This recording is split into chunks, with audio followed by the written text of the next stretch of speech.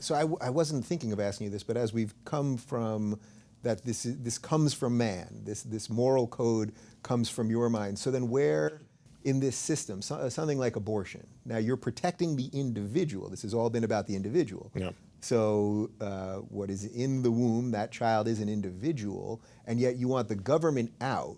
So how do you have no regulation when it comes to abortion because you want to protect the individual, and yet you want no regulation? There's some level of fight here. I get a lot of crap from my point of view on abortion. Oh, well, I'm glad I am. There's going to be a lot of people that hate me for this, and I've had some Twitter wars with people over it. Look, to me, rights are a social moral concept. Like I said before, if you're on a desert island, you don't have to worry about the concept of right, because the only person who can stop you from acting or thinking is another person. Right. So you do what you got to do. Right, and that's where rights are applicable. So to me, the concept of abortion, the woman's as an already existing value, already pursuing life, her choice is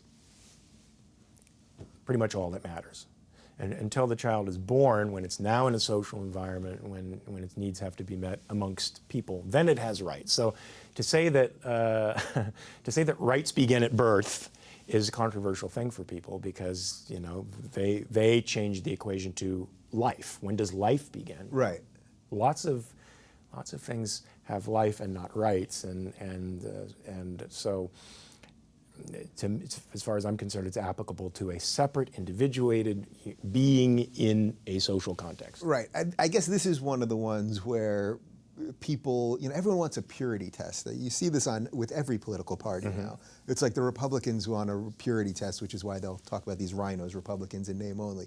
And you see the Democrats doing this, fighting to be who's the most progressive, because that's the only way you can be a Democrat. It's just silly. And then in something like this, I would say that at 7 months, certainly that fetus is a life. So I get what you're saying. You're disconnecting a human being. It is an individual at that point. Yeah, it can't exist without someone helping it and feeding it and everything else. But at 7 months, this is a livable. But it's still creature. Breathing through the mother. It's still eating. But if you were to take it out at that moment, yeah. 7 months, most likely this can live. These are arguable. Yeah. I mean, these are the these are the gray moral areas that are very, very interesting to yeah. me.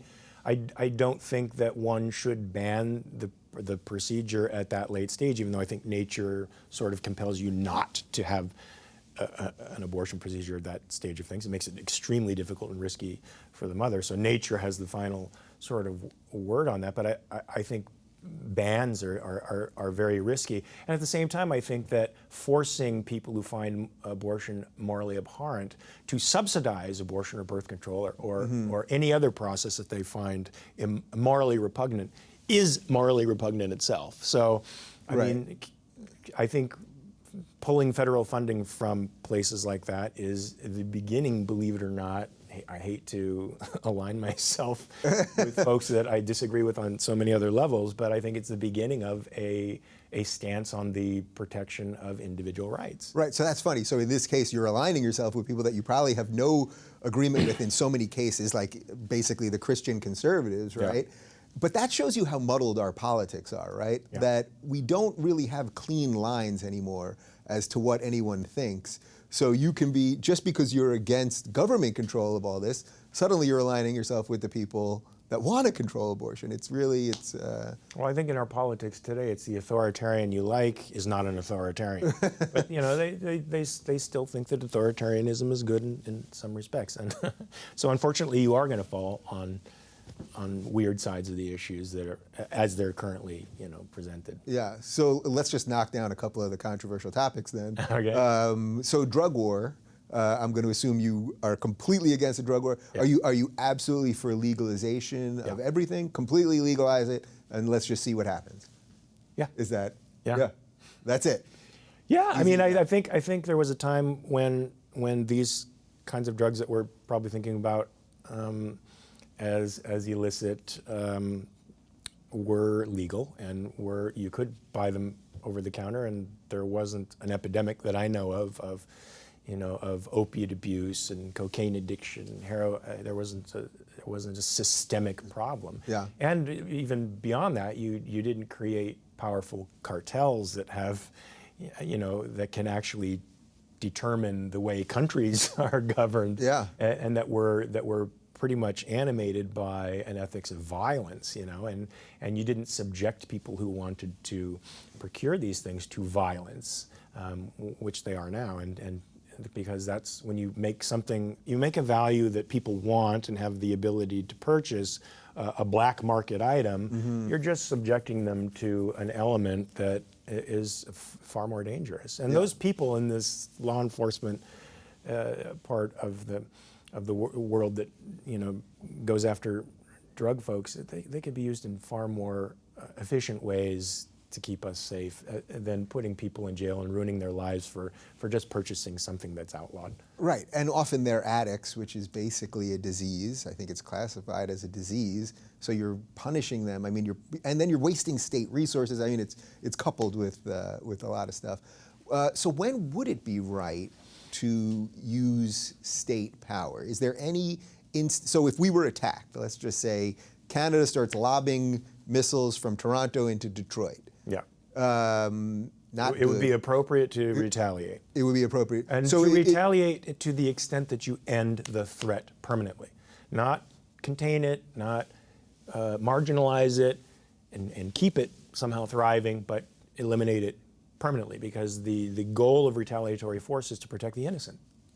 So is this the irony when I hear all my progressive friends that want us out of these wars, and yet they're also for higher taxes, and yet it's our tax money that's funding all this stuff? Wouldn't you, it always seems so obvious to me, you would want to starve the government of the money so that every time they want to build a new drone to send to Afghanistan, well, maybe there's always money for war, I suppose, but you would want less government money so that they couldn't do all these crazy adventures, right? Well, I think the overwhelming majority of the money that the taxes are going to is the maintenance of the welfare state and the regulatory state, and a fraction of it goes to our war machine.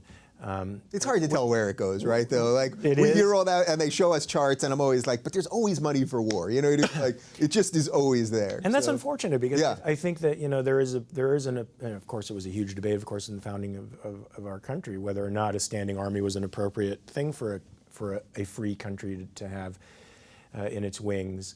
But I do think it's an appropriate thing given our sort of global interconnectedness, but not to create wars of democratization and to attempt to change cultures, but simply to protect American lives and property and businesses here and overseas. That's it. Yeah.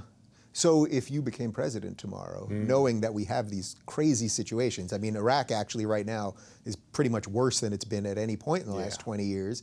We're still at war in Afghanistan. I just read that as of 2 weeks ago, Obama's the longest president in war ever, So if you or whoever the American capitalist presidential nominee would be, how do you just end that stuff just like that? I mean, do you literally just the day you're in office, you just rip up a lot of treaties and you just get the hell out of there? Is that doable? Is that logical? Does that create a whole other series of problems? Not to sound like a pragmatist, but one would have to actually get in there, roll up their sleeves and see what the extent of the damage is. I think, but certainly having a principled foreign policy would be a start. I don't think America's had a principled foreign policy for decades and decades and decades and decades. Certainly not in my lifetime, and I've been here 51 years on this rock. So, I mean, having a principled foreign policy means understanding that the purpose of government is to protect individuals from criminals and from force, and to pursue America's interests, period. It would be a principle. I think America has indulged itself in sacrificial wars of democratization, and literally their platform has been, and I know some folks who fought in the wars, has been literally to sacrifice American lives for the sake of these other people and cultures, and that sacrifice. And oil. Don't forget about the oil. Well, I don't know that we gained anything from it. I mean, that's even makes it more appropriate to the altruist ethics. I mean, I think the people that said, we went in there for oil, as far as I'm concerned, that would have been somewhat a healthy, a healthy motivation, in that a tyrant was going to try to take over the oil, and the industrial world depends upon that. The environmentalists have made it rather impossible for us to kind of sustain our own energy here through fossil fuel use, and it sort of made sense to keep the oil flowing and the wheels of industry turning to a degree. I mean, I'm really We're wrapping up in a tough... I'm not for the Iraq War, and I'm not saying that, but I'm that made you sound for war and against the environment. It's always. I mean, I'm saying that would have been a somewhat legitimate take on things. Unfortunately, it wasn't. It was about. You're making a philosophical argument, which I always try to explain to people is different than making a fully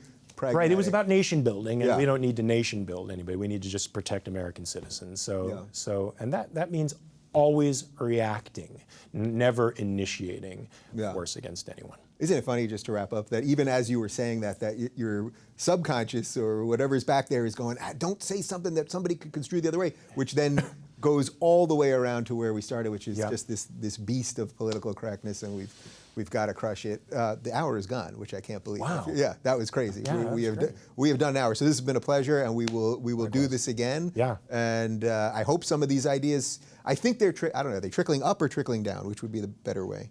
They need to do both. They just all sorts of trickling everywhere. All right, so I want to thank Mark Pellegrino for joining me. You guys can check out the American Capitalist Society at AmericanCapitalistSociety.com.